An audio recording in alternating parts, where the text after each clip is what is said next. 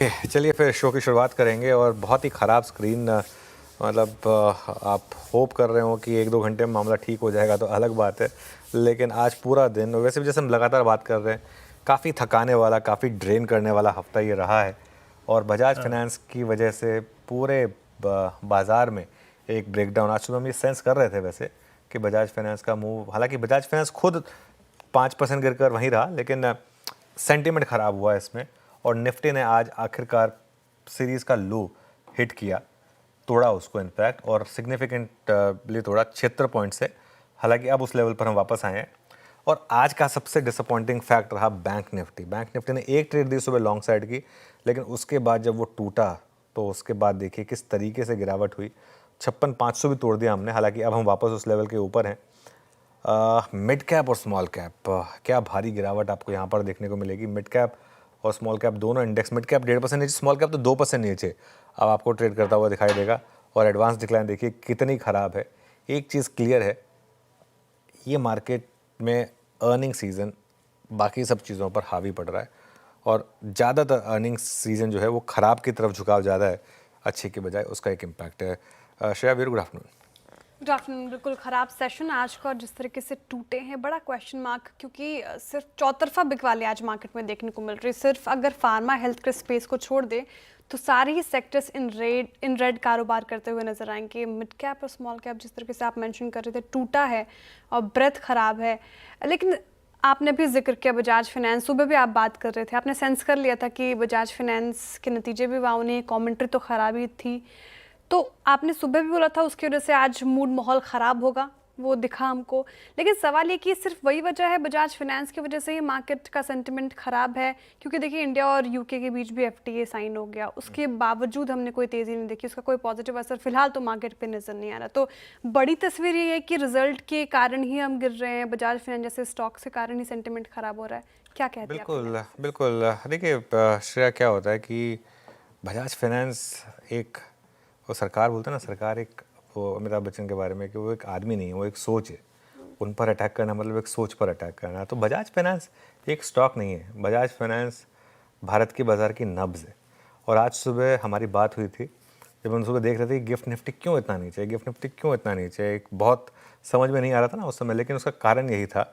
और इनफैक्ट सिर्फ सीएनबीसी आवाज़ पर इस बारे में बात हुई थी कि इससे पूरे के पूरे बाज़ार का जो है ना सेंटिमेंट बिगड़ेगा। देखिए एक चीज़ समझिए, अगर बजाज फाइनेंस जैसी बड़ी कंपनी, अगर बड़ा शेयर नहीं, बड़ी कंपनी अगर स्ट्रेस की बात कर रहा है तो ये बड़ी बात है।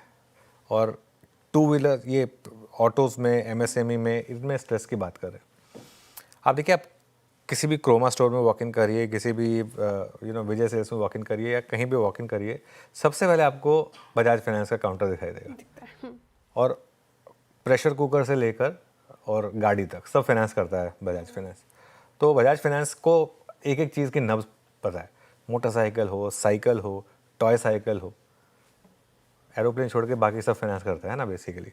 तो अब अगर ये स्ट्रेस की बात कर रहे हैं तो मतलब बड़ी बात है। और ये अगर जो कंजम्पशन है इस देश में, सबसे बड़ा इंजन क्या होता है? कंजम्पशन। अगर कंजम्पशन की नब्ज़ अगर एक कंपनी समझती है तो वो बजाज फाइनेंस है। और देखिए आज भी क्या हुआ, आज सिर्फ एक आध फार्मा वगैरह को छोड़ दें, बाकी सारे स्टॉक्स नीचे हैं। अच्छा, आज का ऑटो इंडेक्स देखिए आप जरा, निफ्टी ऑटो इंडेक्स। क्योंकि हम कल परसों से क्या बात कर रहे थे कि अकेला ये ऑटो या अकेला बैंक कब तक संभालेंगे। अग्री। एफएमसीजी में आपने 2 नंबर देख ही लिए, नेस्ले के और कोलगेट के, वो कितने ख़राब थे। एफएमसीजी में लगातार गिरावट है। तो अब अगर ये कंजम्पशन की नब्ज़ पकड़ने वाली कंपनी ये कह रही है कि नहीं थोड़ा सा स्ट्रेस है, तो इसका मतलब ये होगा कि क्या आगे एफएमसीजी के नंबर भी ख़राब आएंगे, क्या आगे ऑटो के नंबर भी ख़राब आएंगे? ये एक सवाल लाजमी है, ये सवाल बनता है। आई थिंक ये एक रीज़न है जिसकी वजह से आपने इस तरीके का मूव दिखाया। अब देखिए निफ्टी पर जहाँ तक बात है, मेरा ये मानना है कि 24,700 तक की जगह खुली है। आज हम सुबह बात कर रहे थे कि अगर 24,885-82 आपने अगर तोड़ दिया तो उसके बाद 24,700 की जगह खुलेगी। ऑब्वियसली एक बार के लिए तो आपने सपोर्ट ले लिया यहाँ पर। और एक और चीज़ अब क्लियर हो गई है, जो 24,950 का लेवल अब सपोर्ट का काम कर रहा था, अब वो रजिस्टर से काम करेगा। लेकिन आज की सेलिंग का मेन कारण बजाज फाइनेंस ने जिस तरीके से सेंटिमेंट ख़राब किया पूरे बाज़ार का, वो है। वो इस चीज़ को बार बार रीट्रेट करना ज़रूरी है, क्योंकि यहाँ पर इस तरीके के जो जो जो मूव है, जो मैं कह रहा था कि अगर बजाज फाइनेंस जैसी बड़ी कंपनी स्ट्रेस की बात कर रही है, ये ऐसा नहीं है कि सिर्फ 1-2 पॉइंट हेयर और देयर अगर नंबर मिस हो गया उस वजह से वो हुआ है, ये एक स्ट्रेस की बात कर रही है। और इन्होंने कहा कि सेकेंड हाफ में रिकवरी आएगी, तो मतलब सेकेंड क्वार्टर ख़राब रहेगा। मार्केट की होप ही क्या है कि सेकंड क्वार्टर से चीज़ें बेटर होंगी, तो इस वजह से तो ये एक इकॉनमी पर एक इम्पैक्ट डालता है, कंजम्पशन पर पूरा का पूरा एक इम्पैक्ट डालता है। इस वजह से कंजम्पशन की नब्ज़ इनके पास है, इसका एक इम्पैक्ट है। खैर कोई बात नहीं, अब जरा निफ्टी के लेवल्स पर आते हैं। मेरा जैसे मैंने कहा कि 24,700 की जगह खुली और 24,950 बड़ी रेजिस्टेंस होगी। बैंक निफ्टी ना श्रेया, बैंक निफ्टी में 56,500 अगर ये टूट गया तो दिक्कत बढ़ेगी यहाँ पर। फिर मुझे लग रहा है कि जो ट्रेंड है ना वो आपका नेगेटिव हो जाएगा बैंक निफ्टी में भी। अगर आप इसके नीचे बंद हो गए, इसके नीचे अगर आप बंद हो गए तो फिर इवन बैंक निफ्टी में भी आप अपनी लॉन्ग पोजीशन को स्क्वायर ऑफ करिए फिर। और मजबूती के लिए 57,000 के ऊपर जाना ज़रूरी है। लेट्स सी, किसी भी कारण से अगले हफ्ते अगले हफ्ते आपके और वीरू के ऊपर ये दारोमदार रहेगा कि बैंक निफ्टी को वापस 57,000 के ऊपर पहुंचाया जाए। मैं तो खैर इस मार्केट में थोड़ा सा वैसे ही बस कुछ हो नहीं रहा, छुट्टी ले रहा हूँ मैं। मेरी पहले से प्लान थी, वैसे छुट्टी ऐसा नहीं है कि मार्केट ख़राब है तो मैं छुट्टी ले रहा हूँ। लेकिन खैर एनीवे, वीरू गुड आफ्टरनून, बताइए स्टॉक स्पेसिफिक एक्शन क्या रहा? अनुज गुड आफ्टरनून, अच्छे समय पर जा रहे हैं आप है? और वो भी कहते हैं ना, वो 50 डेमा के नीचे और 100 डेमा के ऊपर बाजार सबसे ज़्यादा कंफ्यूज होता है, तो और वो एक्सपायरी निकट। खैर चलिए आते हैं स्टॉक्स पे। किन स्टॉक्स में कन्विक्शन है? देखिए अर्निंग्स जहाँ पे स्ट्रॉन्ग हैं और जहाँ पे अर्निंग्स का सपोर्ट है वो स्टॉक्स अच्छा कर रहे हैं। जहाँ तक स्ट्रेंथ की बात है, मैं यहाँ रखूँगा सिंजन। ऑल्दो सारा का सारा एक्शन अभी सिप्ला में है पोस्ट अर्निंग्स, बट सिंजन मैंने कल अपनी इनफैक्ट परसों भी इसी कार्यक्रम में अपनी समरी में कंट्रीब्यूट किया था कि ये स्ट्रक्चर 100 डेमा से अब जो बार बार अगर आप देखें स्ट्राइक कर रहा है उसका एक मीनिंग है। ये ऑलमोस्ट 21 जनवरी 2023 की बात, it's I think third attempt to cross 100 day exponential moves.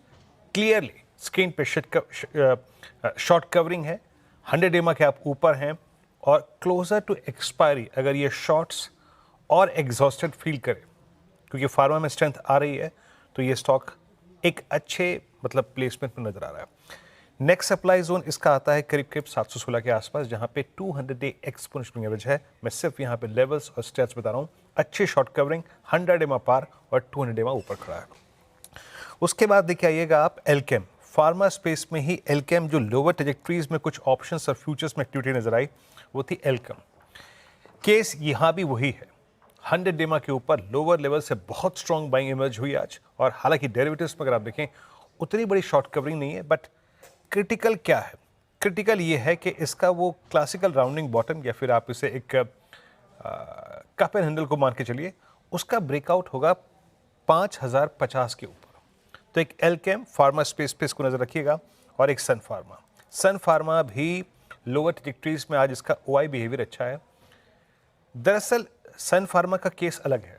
Sun pharma में सब्सटेंशियल शॉर्ट खड़े हैं और अगर ये क्लस्टर पूरा का पूरा 1705 का पार होता है तो इसमें अच्छे शॉर्ट कवरिंग का केस बनेगा। हालांकि इसमें बाइंग बहुत स्ट्रॉन्ग है आज, तो 3 एक स्ट्रॉन्ग कैंडिडेट्स रखूंगा। और जहां तक कमजोरी, जहां तक वीकनेस का सवाल है, प्लीज एक बार स्क्रीन पे लेके आइएगा सीडीएसएल फर्स्ट टाइम 12 मई के बाद फर्स्ट टाइम ब्रीच हुआ है 50 डेमा, तो पेन यहां बढ़ता हुआ, शॉर्टिंग यहां पे हो रही है और नेक्स्ट क्रिटिकल सपोर्ट 1550। तो फार्मा में स्ट्रेंथ और आज थोड़ा सा सीडीएसएल में कमजोरी। अनुज पॉसिबली मतलब मैं ये प्रश्न पूछना चाहूँगा, वो 56,500 का आप भी जिक्र कर रहे थे निफ्टी बैंक पे, अगर 56,500 टूटा, मतलब अब तक होता क्या था रोज बरोज, कभी पीएसयू बैंक बचा रहे थे, कभी प्राइवेट बैंक बचा रहे थे, तब ये एचडीएफसी बैंक और आईसीआईसीआई बैंक में क्या करें? वो जो शायद पॉसिबली एफआई सेलिंग का एक टारगेट हो सकते हैं, या फिर आपको लगता है कि वो फियर अभी नहीं है? देखिए इस मार्केट में अगर अभी भी एक छुपने की जगह है बड़े स्टॉक्स में फार्मा के अलावा, तो वो आईसीआईसीआई बैंक और एचडीएफसी बैंक में ही है, क्योंकि यहाँ पर नंबर्स अच्छे थे और अभी भी देखिए ये कम गिर रहे हैं स्टॉक्स। एफआई की सेलिंग हुई तो ऑब्वियसली इनके ऊपर इम्पैक्ट आएगा, लेकिन एक चीज़ बहुत क्लियर है, लोअर लेवल पर यहाँ बाइंग भी है। मार्केट बार बार ये जो रिकवरी दिखा रहा है आपको, बैंक निफ्टी ने फिर जो 56,500 बचाया और वापस उसके ऊपर आया, वो क्यों आया, क्योंकि लोएस्ट से HDFC बैंक और ICICI बैंक ऊपर आए। तो आई थिंक इसमें मुझे कोई डाउट नहीं है कि यहाँ पर देखिए स्टॉक्स में उनमें बाय करिए ना जहाँ पर आपको एटलीस्ट कंफर्ट दिख रहा है। तो इन स्टॉक्स में मुझे लग रहा है अभी भी कंफर्ट है दोनों में। और होगा क्या, ये स्टॉक्स अगर मान लो गिरेंगे भी तो मार्केट से कम गिरेंगे, जितना मार्केट गिरेगा उससे कम गिरेंगे। और जब भी मार्केट में रिकवरी आएगी ये स्टॉक शायद उसको लीड करेंगे, फिर ये व्यू रहेगा। ऑब्वियस हाँ, रिलेटिव स्ट्रेंथ, बिल्कुल बिल्कुल अभी भी रिलेटिव स्ट्रेंथ है। हाँ, क्योंकि बजाज फाइनेंस देखिए अगर बजाज फाइनेंस को स्ट्रेस महसूस हो रहा है तो हो सकता है वो आगे जाकर इनको भी फील हो, HDFC बैंक और ICICI बैंक को भी फील हो, ये भी इम्यून थोड़ा रहेंगे। लेकिन फिर भी जो एक्सपीरियंस है उसको देख कर लग रहा है कि ये स्टॉक्स फिर भी कम गिरेंगे compare to rest of the market. Shreya, आज के शो में आगे क्या और ट्रेंडिंग स्टॉक्स इस पर बात करते हैं? जी, ट्रेंडिंग स्टॉक्स पे बात करूँगी, लेकिन सवाल मेरा ये कि जिस तरीके से मार्केट ने रिएक्ट किया है और बड़े रिजल्ट्स तो मैक्सिमम हो ही गए हैं, तो क्या लग रहा है कि इस मार्केट में अब क्या शॉर्ट करना चाहिए? क्योंकि पॉजिटिव ट्रिगर अब क्या है मार्केट के लिए? देखिए सच बताऊं तो शॉर्टिंग के साइन तो मार्केट 3-4 दिन से दे रहा है। शॉर्टिंग क्या होती है ना, शॉर्टिंग सबके लिए नहीं होती और इजी नहीं होती, और हम जो खासतौर जो हमारे व्यूअर्स हैं वो बहुत कम शॉर्ट कर पाते हैं। इस वजह से हम ज़्यादातर जब भी बात करते हैं वो ये बात करते हैं कि किन लेवल्स पे मार्केट आखिरकार बॉटम आउट करेगा। आई थिंक हमने 2-3 दिन पहले एक व्यू लिया था कि अगर इस मार्केट में आप दोनों तरफ की ट्रेड नहीं ले सकते तो मार्केट आपके लिए नहीं है, फिर आप ट्रेंडिंग मार्केट की वेट करिए। बट क्या अब ये डाउन ट्रेंडिंग मार्केट है? आई थिंक आज अगर हम यहाँ पर बंद हो गए तो इसमें फिर कोई डाउट नहीं है कि फिर ये डाउन ट्रेंडिंग मार्केट है और उसके बाद फिर यहाँ से 24,500 की जगह खुल जाएगी।